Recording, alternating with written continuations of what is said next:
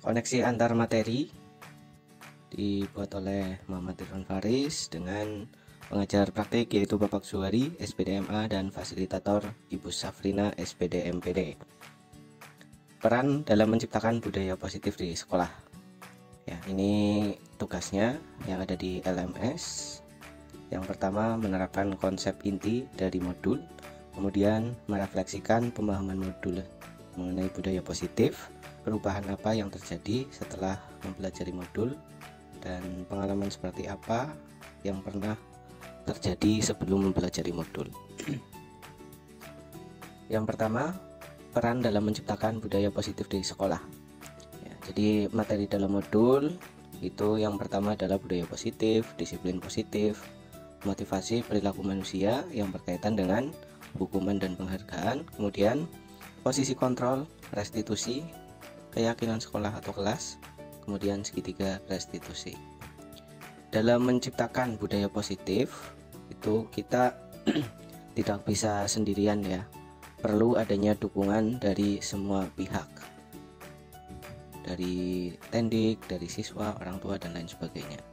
Di sini peran saya sebagai guru adalah memberikan contoh suri teladan yang dapat meningkatkan budaya positif dan memotivasi siswa supaya dapat menerapkan budaya positif dalam kehidupan sehari-hari, karena dengan menerapkan budaya positif itu keuntungannya untuk mereka sendiri ke depannya.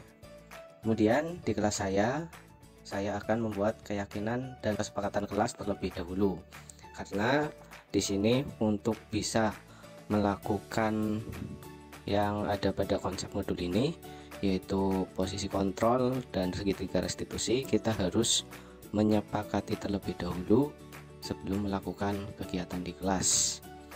Kemudian menerapkan restitusi untuk hal yang negatif sebelum sampai ke hukuman dan penghargaan. Ya, kalau bisa ya sesuai konsep kita tanpa hukuman dan penghargaan, yaitu mereka memahami atau meyakini atas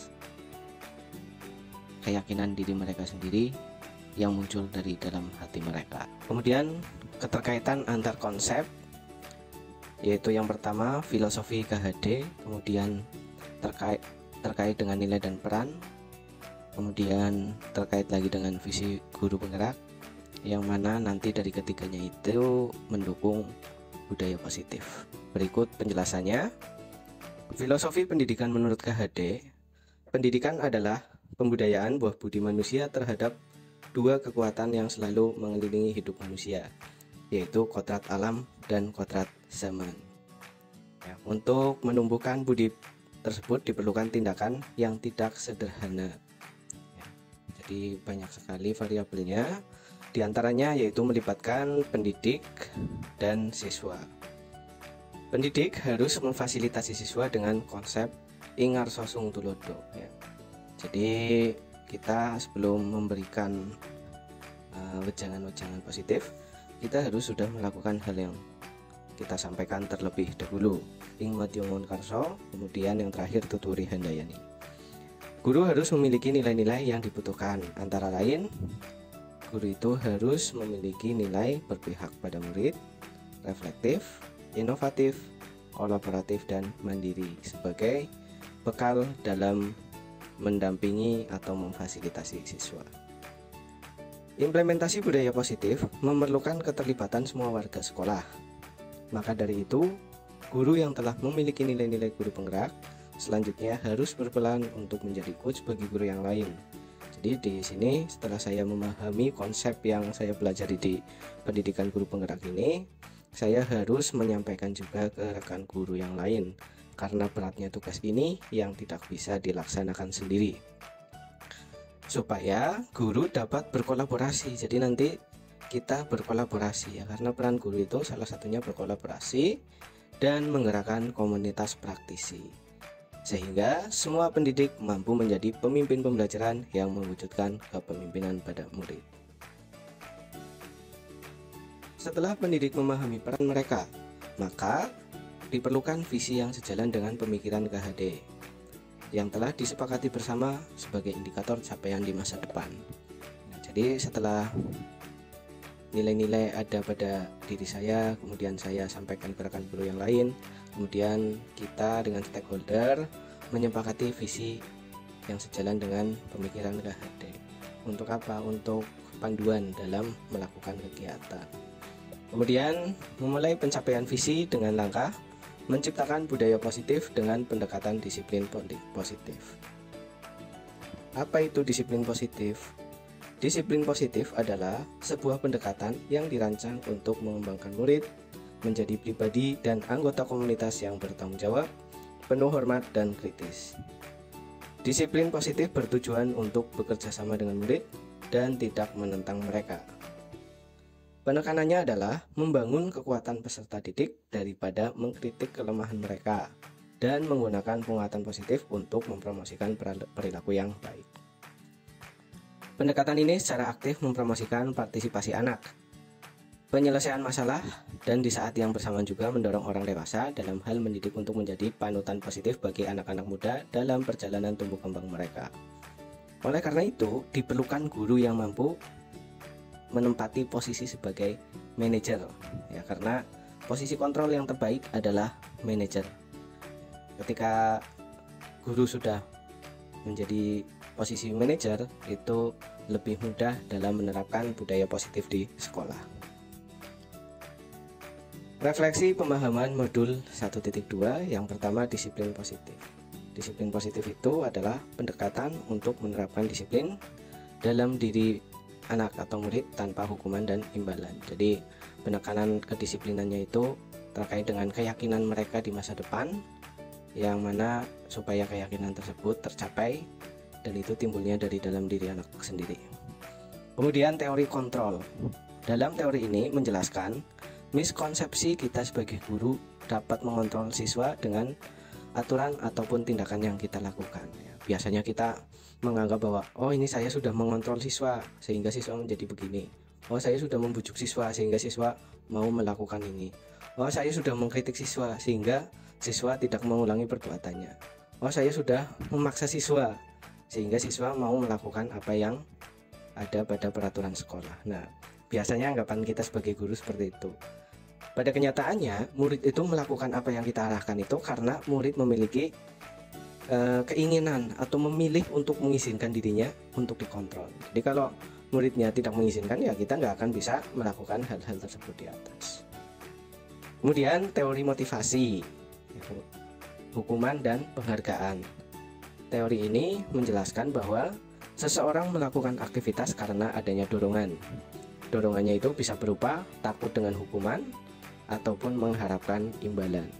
Jadi motivasi orang berbuat itu, misalkan menaati peraturan itu karena takut dihukum, ya, kemudian melakukan hal baik apakah mengharapkan imbalan, itu motivasinya. Dan paling baik itu bukan dari kedua hal tersebut, ya, tapi yang paling baik adalah dengan kesadaran dirinya untuk menciptakan kebajikan yang diyakininya. Kemudian teori selanjutnya yaitu posisi kontrol guru. Posisi kontrol yang paling ideal dari 4 posisi lainnya adalah posisi manajer. Konsep selanjutnya, kebutuhan dasar manusia. Kita sebagai manusia dan lebih khusus siswa melakukan sesuatu itu karena ingin mencapai kebutuhan yang mereka inginkan. Jika kebutuhan tidak terpenuhi, maka akan melakukan hal yang negatif. Keyakinan kelas yaitu keyakinan yang dimiliki anggota kelas untuk menciptakan kondisi yang ideal. Konsep segitiga restitusi yaitu teori yang mengedepankan kesadaran diri dari siswa yang bersalah tanpa adanya hukuman dengan 3 langkah, yaitu menstabilkan identitas, memvalidasi tindakan, dan menerapkan keyakinan. Hal yang menarik adalah seluruh konsep yang ada pada modul itu bagi saya menarik semuanya, karena ini hal yang baru saya dengar, konsep-konsep tersebut. Saya menduga selama ini telah melakukan hal yang ideal. Ternyata setelah mempelajari konsep ini, saya masih jauh dari ideal. Maka dari itu, saya perlu terus belajar dan terus merefleksi diri. Kemudian peran dalam menciptakan budaya positif di sekolah. Perubahan apa yang terjadi pada cara berpikir Anda dalam menciptakan budaya positif di kelas maupun di sekolah setelah mempelajari modul ini. Ya, awalnya saya berpikir bahwa tindakan saya kepada siswa itu dapat merubah perilaku mereka. Seperti misalkan mereka berbuat salah dihukum. Nah, niatnya itu supaya tidak melakukan. Pada kenyataannya itu sering terjadi mereka melakukannya kembali. Dan ini ternyata salah ya. Jadi kita tidak bisa memaksa mereka. Jadi di sini kita hanya memfasilitasi ya, sebagai fasilitator supaya mereka sadar dengan sepenuhnya dari hati mereka sendiri atas apa yang dilakukan oleh mereka. Kemudian pengalaman seperti apakah yang pernah Anda alami terkait penerapan konsep-konsep inti tersebut? Hal apa sajakah yang sudah baik? Adakah yang perlu diperbaiki? Pengalamannya melakukan tindakan kepada siswa dengan cara menghukum. Ternyata ini baik di jangka yang pendek saja. Ya, bahkan bisa berdampak buruk di masa depan. Ya, kalau hukuman itu biasanya menimbulkan dendam. Hal yang perlu diperbaiki adalah mengubah dan membiasakan posisi sebagai manajer dan melakukan segitiga restitusi di setiap tindakan kepada siswa yang berbuat negatif. Kemudian, posisi kontrol yang sering diterapkan sebelum mempelajari modul. Perasaan sebelum dan sesudahnya bagaimana? Melakukan tindakan dengan posisi kontrol sebagai penghukum. Ya, ini selalu menghukum. Setelah mempelajari modul, saya mencoba menerapkan posisi yang paling ideal, yaitu posisi manajer. Perasaan setelah mempraktekkan posisi sebagai manajer adalah saya lebih tertantang karena ini membutuhkan kesabaran, membutuhkan ilmu, dan selanjutnya saya merasa tenang dan senang karena bisa membuat siswa itu sadar sepenuhnya atas perbuatan mereka, tidak ada dendam kepada kita gitu. Kemudian sebelum mempelajari modul, pernahkah menerapkan segitiga restitusi? Ya, sebenarnya pernah ya, cuma belum lengkap mungkin atau belum sempurna. Nah, dan biasanya hal yang sering dilakukan itu adalah yang di tahap 2 itu selalu saya lakukan, yaitu memvalidasi tindakan. Selanjutnya, restitusi ketika menghadapi permasalahan murid. Tahap mana yang Anda praktekkan dan bagaimana Anda mempraktekannya? Ini seperti yang tadi dijelaskan sebelumnya. Tindakan restitusi yang sering saya lakukan itu adalah validasi. Saya selalu melakukan langkah yang kedua ini dengan cara menanyakan kenapa mereka melakukan hal tersebut. Ya, kemudian berdiskusi apa dampaknya di masa depan dan apakah dampaknya itu akan berpengaruh negatif terhadap apa yang mereka impikan. Kemudian hal yang penting untuk dipelajari untuk menciptakan budaya positif, yaitu selalu meningkatkan nilai dalam diri saya, memperbaiki diri dan terus belajar, karena menciptakan budaya positif harus dimulai dari diri kita sendiri. Demikian yang bisa saya presentasikan.